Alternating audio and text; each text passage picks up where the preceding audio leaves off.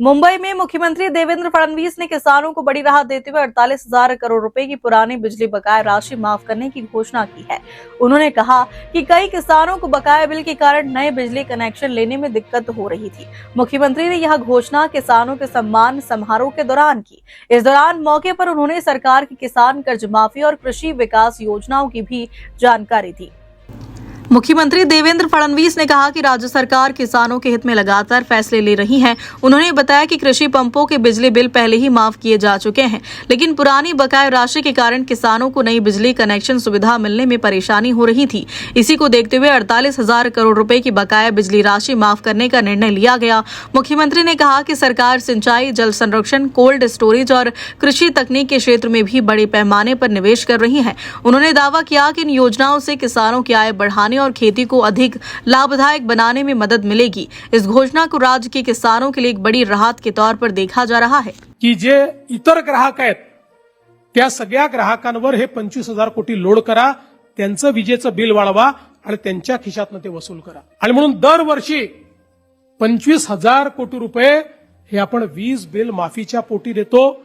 आणि मला हेही सांगताना आनंद वाटतो की याच महाराष्ट्राने जवळपास महाराष्ट्रातल्या शेतकऱ्याला आपल्याला माहिती आहे अर्धे दिवस सकाळी वीज, अर्धे दिवस रात्री वीज, इतक्या मोठ्या प्रमाणात रात्रीची वीज आल्यानंतर शेतकऱ्याला काय अडचणी त्या ठिकाणी सहन कराव्या लागतात आपल्याला माहिती आहे। आपण सौर कृषी वाहिनी आणि सौर पंप अशा 2 योजना आणल्या। मला सांगताना अभिमान वाटतो की जे आम्ही सांगितलं आज राज्यातल्या 76% शेतकऱ्यांना आम्ही दिवसा वीज देतो आणि आमचा प्रयत्न हे वर्ष संपता 100% शेतकऱ्यांना दिवसा वीज आम्ही देऊ आणि 8 तास आम्ही देतो। 10 तास द्यायचे, नंतर 12 तास द्यायचे, दिवसा 12 तास आमच्या शेतकऱ्यांना त्या ठिकाणी मोफत वीज देण्याचा निर्णय आम्ही करतो। आणि आता याच्याही पेक्षा एक अजून चांगला निर्णय जो आज मी जाहीर करणार आहे।